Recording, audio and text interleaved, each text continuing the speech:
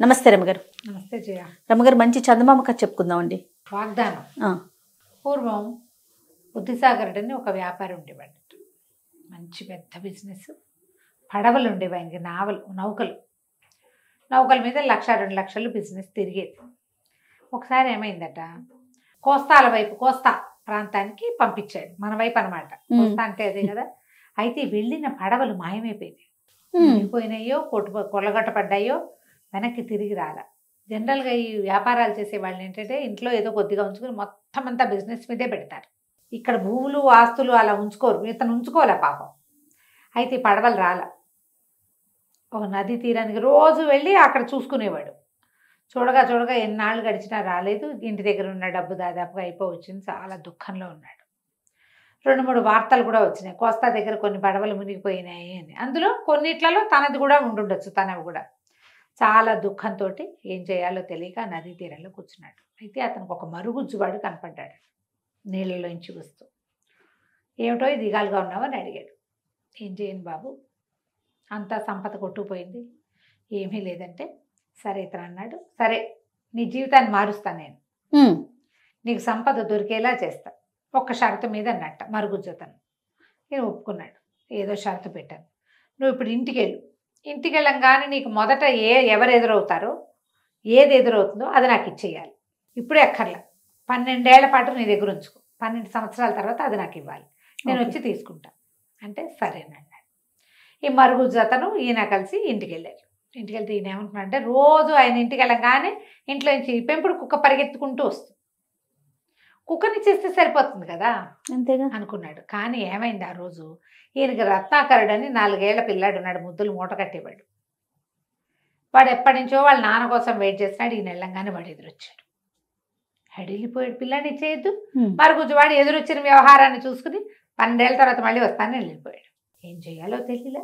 4 ఏళ్ల వాడు 12 ఏళ్ళంటే ఇప్పుడు 16 ఏళ్ళు వస్తాయి. సరే చూద్దాం ఆనాటికి అని చెప్పి ఊరుకున్నాడు. ఆ మర్నాడు వాళ్ళకి ఏదో చిన్న కుంటుంది పొలం, కొద్దిగా పొలం దున్నుతుంటే ఒక బిందె దొరికింది. దాని నిండా డబ్బు ఉంది. మరుగుజ్జువాడు చెప్పాడు కదా నేను బాగు చేస్తానని. ఆయన ఆ బిందె తెచ్చుకున్నాడు. తర్వాత ఇల్లు అది బాగు చేస్తుంటే ఇంట్లో కూడా కొన్ని చోట్ల తనకి ఇట్లా బంగారు పాత్రలు దొరికినాయి. ఇక నౌకా వ్యాపారం కాకుండా మామూలు వ్యాపారం పెట్టుకుని చక్కగా బాగుపడ్డాడు. పిల్లాడికి 13-14 ఏళ్ళు వచ్చాక నీ చిన్నప్పుడు ఇట్లా జరిగిందని వాడికి చెప్పాడు. చెప్తే వాడన్నాడు, కుర్రాడు, దాని ఏముంది నాన్న, అదో పెద్ద కష్టం కాదు, ఏం పర్వాలా, వాడి మరుగుజ్జు అంటే ఎంత ఉంటాడు, భూమికి జాండు ఉంటాడు, నేను ఇంత ఎత్తున్నాను, 2 దెబ్బలు కొడితే వాడైపోతాడు అన్నాడు కుర్రాడు. తండ్రి వాగ్దానం చేశాడు. వీడు ఏం చేస్తాడు, వాగ్దాన బంధానికి ఏమంటారు, వాగ్దాన భంగానికి తండ్రిని ఎంకరేజ్ చేశాడు. సరే ఇంట్లో ఉన్నారు. వీడికి 16 ఏళ్ళు నిండిపోయింది. ఒకరోజు ఆ మరుగుజ్జు అతను వచ్చాడు. వచ్చేసరికల్లా కుర్రాడు ఏం చేశాడు, తండ్రి తను ఒక చిన్న ఇది వృత్తం లాంటిది గీసుకుని, ఏమంటారు మన ఒక బ్రహ్మగారి చేత మంత్రిపించి మంత్రపు అక్షింతలంతా చల్లుకుని కూర్చున్నాడు. వస్తే నేను కొడతానులే నాన్న, ఏం పర్వాలేదు అన్నాడు. ఆ మరుగుజ్జువాడు వచ్చాడు. ఉఫ్ఫను ఊదేశాడు ఆ అక్షింతల్ని. పద మనం వెళ్దామంటే కుర్రాడు అన్నాడు, నేను నీతో వచ్చేదేంటి, నా మోకాలంత ఎత్తులేవు, 2 పిడిగుద్దులు కుడితే చచ్చూరుకుంటావు అనేసరికి, ఏమిటి నాతోనే యుద్ధం చేస్తావా నువ్వు అని అడిగాడు మరుగుజ్జువాడు. ఆ ఎవరితోటైనా చేస్తాను నేను అన్నాడు కుర్రాడు రత్నాకరుడు. అనేసరికల్లా సరే పట్టు, మన ఇద్దరం కుస్తీ పడదాం, ఎవరు గెలిస్తే వాళ్ళది పైచి. సరే ఇద్దరు పందె వేసుకున్నారు. మరుగుజ్జువాడు ఇంతే ఉన్నాడు కానీ ఈ రత్నాకరుని ఎత్తి విసురుకొట్టేశాడు. విసురుకొట్టి, నువ్వు ఓడిపోయావు, నాకు నీతో పని లేదు, నువ్వు ఓడిపోయావు కదా, ఓడిపోయిన వాడిని విడిగా పెట్టాలి అని చెప్పి ఏం చేశాడు, వీడు నా సొంతం కదా, వాళ్ళ నాన్న అడిగాడు, వీడు నా సొంతం, పైగా ఓడిపోయాడు, మేము ఇద్దరం పందెం వేసుకున్నాం, వీడు ఓడిపోయాడు అని చెప్పి ఓ పడవ ఎక్కించి సముద్రంలో వదిలేశాడు. వదిలేసి ఆ పడవ కొట్టుకుంటూ ఎక్కడికో పోయి చివరికి ఏదో ఒక ద్వీపం దగ్గర చేరితే ఈ కుర్రాడు ఏం చేశాడు, కాస్త ఓపిక తగ్గింది, 4 రోజులు పట్టింది. కానీ 16-17 ఏళ్ల పిల్లలకి ఏముంది, మళ్ళీ ఏదైనా కొంచెం తిన్నారంటే మళ్ళీ కోలుకుంటారు. వాడు దిగి ఆ దీవంతా పరిశీలించాడు. అక్కడ ఒక పెద్ద మేడ ఉంది, పెద్ద కొండ ఉంది, లోపల ఒక బంగారు కొండ లాంటి కొండ, దానిపైన ఏదో మేడ లాంటిది కనపడుతుంది. వీడు మెల్లిగా అక్కడ ఏవో కాయాకసులు కనపడితే అవి ఇవి కోసుకుని తిని పైకి వెళ్ళాడు. వెళ్తే బయటంతా ఎంత వెండి బంగారాలు ఉన్నాయో, ఎన్ని రకాలు ఉన్నాయో. అదంతా వెళ్ళి వెళ్ళి వెళ్ళి లోపల చూస్తే ఒక మహాసర్పం ఒకటి, నాగుపాము ఒకటి కనపడింది. అడిలిపోయాడు. ఈ బంగారాలకి వాటికి కాపలాలు ఉంటారని తెలుసుకున్నాడు, చిన్నప్పుడు అవును, తెలుసు, అవును. కథల్లో వినేవాడు. ఈ పామే కాపలా ఉందనుకుని పరిగెత్తుకుంటూ వచ్చేపోయాడు. వచ్చేపోతే ఆ పాము మానవ భాషలో కేకేసింది, వెళ్ళిపోవద్దు వెళ్ళిపోవద్దు, నాకు సహాయం చెయ్యి, నేను ఒక దేవకన్యని, కొంతమంది మరుగుజ్జు రాక్షసులు మా నాన్న వాళ్ళతో యుద్ధం చేసి నన్ను పట్టుకొచ్చేశారు, నాకేదో శాపం కూడా పెట్టారు, నేను వాళ్ళ మాట వినలేదని, అందుకని నేను ఇక్కడ ఇలా ఉండిపోయాను, నువ్వు ఇక్కడే పడుకో, నా కోసం ప్రాణం వదిలిపెడితేనే ఇది నేను నా శాపం పోతుంది. ఎవడైనా నా కోసం ప్రాణం వదలంటే వదులుతారు? ఎందుకు ఎవరు వదులుతారు? నీకేం భయం లేదు, నా దగ్గర మంత్రజలం ఉంది, ఉంది ఇక్కడ. ఆ రాత్రికి మరుగుజ్జు రాక్షసులు వస్తారు, ఆ అమ్మాయిని విడిపించు అని శాపం తీర్చండి అని అడిగితే ప్రాణానికి ప్రాణం అంటారు. నువ్వు ఒప్పుకుంటే నిన్ను చంపేస్తారు. నిన్ను చంపేసిన మరుక్షణం నాకు మామూలు రూపం వచ్చేస్తుంది. వాళ్ళు నిన్ను వదిలిపెట్టి వెళ్ళిపోతారు. నీకు నేను పొద్దునే లేచాక నాకు మెలకు వచ్చి వాళ్ళు వెళ్ళిపోయిన తర్వాత నేను మంత్రజలం చల్లి నిన్ను బతికించుకుంటాను, జీవితాంతం నీ పాదదాసిగా ఉంటా, ఇదే నా వాగ్దానం అని చెప్పింది. సరే వీడేమనుకున్నాడు, మనకి ఇక్కడ తినలేదు, తిప్పలేదు, అమ్మలేదు, నానలేదు, ఎటాగూ పోతాం 4 రోజుల్లో, ఇక్కడ ఈ ద్వీపంలో ఏం చేస్తాం, సముద్రం ఎక్కడుంది, మన ఊరు ఎక్కడ, పోతే పోతాం, ఒకవేళ బతికేమనుకో ఈ మహాద్భుత సౌందర్య విలాస అవుతుందేమో ఇది రేపొద్దున. ఈ అమ్మాయి ఉంటుంది కదా, ఇక్కడ ఉన్న వెండి బంగారాలన్నీ, ఈ బంగారపు కొండ, ఈ పైన భవనము అన్నీ మనమే అవుతాయిగా అని అనుకుని సరేననుకుని సావిట్లో పడుకున్నాడు. పడుకునేసరికి వాళ్ళు రాత్రి 12 అయ్యేసరికి ఒక 25-30 మంది మరుగుజ్జులు నల్లగా భీకరాకారాలతో ఉన్నవాళ్ళు వచ్చారు రాక్షస మొహాలకి. వస్తే ఎవడరా నువ్వు, దేనికోసం వచ్చావురా అంటే దేవకన్య శాపం విమోచనం కోసం వచ్చాను అంటే వాళ్ళు గట్టి గట్టిగా అరిచి కేకలు పెట్టారు. దానికోసం చచ్చిపోతావా నువ్వు, అదెవరో కూడా నీకు తెలీదు అంటే అయినా సరే చచ్చిపోతా అన్నాడు. అయితే సరే చచ్చిపో, నువ్వు చస్తేనే మాకు విమోచనం, దానికి విమోచనం అని చెప్పి వాళ్ళు ఏం చేశారు, ఈవిడ మెడకాయ నరికేశాడు, వీళ్ళబడివి మెడ నరికేసి మాయమైపోయారు. ఎప్పుడైతే వీళ్ళు మెడ నరికేశారో ఆ సర్పం కాస్త దేవకన్యగా మారిపోయింది. వీళ్ళంతా వెళ్ళిపోగానే పరుగున వచ్చి మంత్రజలం తీసుకొచ్చి వీడి మీద చల్లింది, వీడిని బతికించి చూసుకున్నారు. మొత్తం రాక్షసులు అక్కడి నుంచి బయటికి వెళ్ళిపోయారు. వాళ్ళ శాపం ఏమిటి, ఈ అమ్మాయి కోసం ఎవరైనా ఒక మానవుడి రక్తం ఇక్కడ పడితేనే వాళ్ళకి ఆ మరుగుజ్జు రూపాలు పోతాయి ఆ రాక్షసులకి. ఈ అమ్మాయికేమో ఒరిజినల్ రూపం వస్తుంది. వాళ్ళు వెళ్ళిపోగానే ఈ అమ్మాయి ఏం చేసింది, చక్కగా వీడిని బతికించుకుని తర్వాత ఇక్కడే ఉండు, మనిద్దరం పెళ్లి చేసుకుందాం, నాతో పాటే ఉండమని కుర్రాన్ని తనతో పాటే ఉంచుకుని వాళ్ళు ఎన్నాళ్ళు కలిసి హాయిగా ఉన్నారు. ఆ భవనం నిండా వెండి బంగారాలు ఉన్నాయి.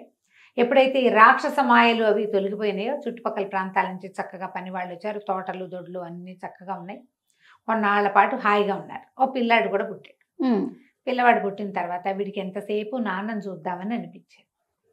అమ్మ నాన్నని చూడాలి అంటూ ఉంటే సరే అమ్మాయి అంది, సరే నువ్వు అంత బాధపడుతున్నావు కదా, వెళ్ళిపో, మళ్ళీ వద్దు కానీ అని చెప్పి ఒక ఉంగరం ఇచ్చింది. ఈ ఉంగరాన్ని పట్టుకుని నన్ను తలుచుకుంటే, మమ్మల్ని తలుచుకుంటే మేము నీకు కనపడతాం, కానీ మీ అమ్మా నాన్నల ముందు ఈ ఉంగరపు మహిమని చూపించకూడదు, ఎవరి ముందు చూపించకూడదు, నువ్వు ఏకాంతంలో ఉన్నప్పుడే ఇది చేయాలి అనేసరికి కుర్రాడు ఒప్పుకున్నాడు, రత్నాకరుడు ఒప్పుకున్నాడు. తర్వాత ఇతను ఏం చేసింది, ఒక మంత్రం వేసి ఇతన్ని వాళ్ళ ఊళ్ళో ప్రవేశపెట్టింది. అప్పటికి వెళ్ళిపోయి ఎంతకాలం అయిందో. సముద్రంలో పడిపోయిన పిల్లవాడు బతికొస్తాడని ఎవరు ఊహిస్తారు? వాళ్ళ అమ్మా నాన్న నమ్మల. వెళ్ళేటప్పుడు లేత నువ్వు మీసాలు మొహం వాడు, ఇప్పుడు పెద్ద పెద్ద మీసాలు గడ్డాలు వచ్చినా ఇంత మనిషి అయ్యాడు, లావయ్యాడు. వాళ్ళ అమ్మా నాన్న గుర్తుపట్ల. వీడు పదే పదే అన్ని నమ్మించేలాగా చెప్పాడు. సరే ఏవో కొన్ని గుర్తులు, వాడి పుట్టుమచ్చలు, చిన్నప్పటి ఫోటోలు, వాడి నడక అవి ఇవి చూసి మెల్లిగా సర్దుకున్నాడు. సర్దుకుంటే వీడు ఏం చేశాడు, నేను వెళ్ళిపోయిన చోట అక్కడ నా బంగారపు కొండ ఉంది, పైన ఇల్లుంది, నాకు భార్య ఉంది, అమ్మాయి దేవకన్య అని చెప్పేసరికి వీళ్ళు నమ్మల. ఏమిటో డప్పాలు కొడుతున్నాడు వీడు, ఎటాగోటా బతికొచ్చాడు, దేవకన్యతో పెళ్ళి ఎట్లా అవుతుంది? వాళ్ళు నమ్మకపోయేసరికి కుర్రాడికి వాళ్ళని నమ్మించేసేయాలి ఎలాగైనా అనిపించింది. అనిపించి ఏం చేశాడు, ఆ ఉంగరం పైకి తీసి ఇలాగ పెట్టుకుంటూ నా భార్య కొడుకు కనపడాలని చేశాడు. ఠకీమని భార్య కుమారుడు వచ్చేసారు. అక్కడికి వచ్చేసరికి అమ్మ నాన్న ఆశ్చర్యపోయారు, చుట్టుపక్కలంతా తెల్లబోయారు, ఆహాహా అన్నారు. అంతా బాగానే ఉంది, కానీ అమ్మాయికి పిచ్చి కోపం వచ్చింది. నీకు ఒక ఆజ్ఞ ఉంది కదా, ఎవరి ముందు నన్ను తలవకూడదు, నువ్వు వీళ్ళందరి ముందు నేను ఆ ఉంగరం పట్టుకుంటే వస్తానని చూపించేశావు అని మహాకోపం వచ్చేసింది. వాగ్దాన భంగం చేసావు నువ్వు అని మంటగా ఉంది. కానీ కొద్ది రోజులు వీళ్ళతో పాటే ఉంది కానీ ఆ అమ్మాయికి మంటగా ఉండేది. నా మాట కాదన్నాడు వీడు అని. అయితే ఒకనాటి సాయంకాలము షికారుకి వెళ్ళారు. షికారుకి వెళ్తే ఒక నది ఒడ్డున బోళ్ళంత చిన్న తోట, తర్వాత బోళ్ళని పువ్వుల చెట్లు అవి ఇవి ఉంటే ఒక చిన్న పొదరింట్లో కాసేపు విశ్రమిస్తే అబ్బాయి ఏం చేశాడు, ఇతను చెయ్యి మామూలుగా ఏ చేతి ఉంగరం పెట్టుకుంటాడో ఆ చెయ్యి తల కింద పెట్టుకుని పడుకునే అలవాటు అతనికి. దిండు గిండు ఏం లేదు కదా, ఇలా పొదరింట్లో పడుకున్నప్పుడు రెండో పక్కకి ఒత్తిగిలి పడుకుని ఈ చెయ్యి వదిలేశాడు. ఈ అమ్మాయి ఏం చేసింది, వాడు నిద్రపోవటం చూసి ఉంగరం తీసేసి కొడుకుతో సహా మాయమైపోయింది. అంటే ఈసారి అతనికి ఉంగరం లేదు కాబట్టి తన్ని తెప్పించలేదు. ఇప్పుడు భర్తను పోగొట్టుకోవడానికి కూడా రెడీ అవుతారు ఆడవాళ్ళు. ఇట్లా మాయమైపోయింది. లేదు చూసుకుంటే ఇంకేముంది, ఉంగరం, భార్య లేదు, కొడుకు లేడు, ఉంగరము లేదు. దాంతో ఇతను చాలా బాధపడ్డాడు. ఏం చేయాలో తెలియలేదు. అక్కడక్కడే తిరుగుతూ ఉండేవాడు. వాళ్ళ నాన్నకు చెప్పాడు, నేను వెళ్ళి నా భార్యని కొడుకుని తెచ్చుకుంటా. అయితే ఈ బంగారు కొండ ఎక్కడుంది అది కొంచెం డౌట్ కదా.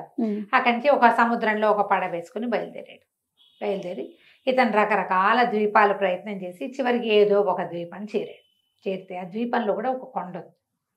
ఈ కొండ నుంచి ఆ కొండకి వెళ్ళేందుకు మార్గం ఏదైనా ఉంటుందేమోనని ఆ ద్వీపంలో దిగాడు. అయితే అక్కడ ఉన్న కొండ మొదట్లో ఓ ముగ్గురు భూతాలు లాంటి వాళ్ళు వాదించుకుంటున్నారు. ఇతను అక్కడికి వెళ్ళి చూసుకున్నాడు.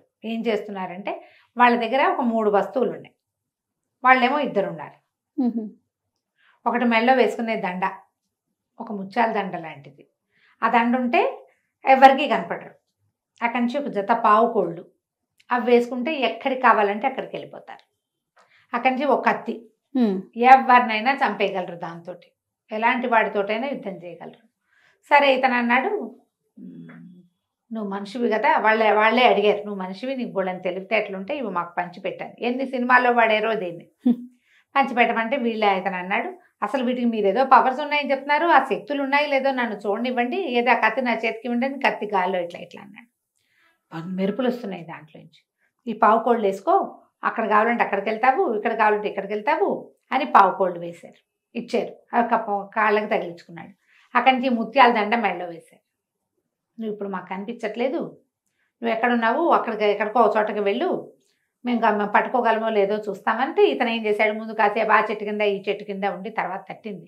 తన భార్య దగ్గరికి వెళ్ళడానికి ఇది పనికొస్తుంది అని వాళ్ళని అక్కడే వదిలిపెట్టేసి ఆ ముత్యాల దండ మెడలో వేసుకుని ఆ కత్తి చేత్తో పుచ్చుకుని ఆ పావుకోళ్ళు వేసుకుని ఇతను బంగారపు కొండకు వెళ్ళాలని మొదలుపెట్టుకున్నాడు. ఇక అక్కడి నుంచి చాలా సులువుగా వెళ్ళిపోయాడు. అది ఎక్కడ కావాలంటే అక్కడికి తీసుకెళ్ళిపోతాయి. ఆ బంగారపు కొండకి చేరితే ఆ పెద్ద భవనం కదా వాళ్ళది, కొండ భవనము. ఆ కోట బయట బోళ్ళంతమంది వాద్యగాళ్ళు వాళ్ళు ఉన్నారు. ఏదో పెళ్లి హడావిడిలాగా ఉంది. ఏం జరుగుతుందంటే, ఇగో దేవకన్య ఉంది కదా, ఆవిడ స్వయంవరం చేసుకుంటుందని చెప్పారు. వీడి భార్య స్వయంవరం, మరి ఇప్పుడు భర్త లేడు, స్వయంవరం చాటించుకుంది ఆవిడ. బోళ్ళంతమంది దేవతాగణం వాళ్ళు వీళ్ళు వచ్చున్నారు. ఇతను ఏం చేశాడు, మెళ్ళో ఆ ముత్యాల దండంలో తోటి ఉన్నాడు కదా, లోపలికి వెళ్ళిపోయాడు. వెళ్ళి చూస్తే ఊళ్ళంతమంది దేవగణం వచ్చి ఉన్నారు అక్కడ, దేవతలు ఈ అమ్మాయిని పెళ్లి చేసుకోవడం కోసం. తనకి ఏం చేయాలో తెలియలేదు. సరే ఒక ఆలోచన చేసి ఆ అమ్మాయి ఏవో రకరకాల విందులు అవి చేస్తున్నారు. ఈ రాజకుమారి ఈ దేవకన్య కూడా ఒక కుర్చీ వేసుకుని ఆవిడ కూర్చుంది భోజనానికి. ఈ అమ్మాయి ఒక ముద్ద తీసుకోబోతుంటే కింద పళ్ళెం లాగేస్తున్నాడు అతను. ఒక ముద్ద తీసుకుని పైకి, పళ్ళెం దూరంగా వెళ్ళిపోయింది. చూసుకుంది, ఇదేమిటి నేను ఇక్కడే తింటాను, పళ్ళెం అక్కడ ఎందుకుందని పళ్ళెం దగ్గరికి లాక్కుంది.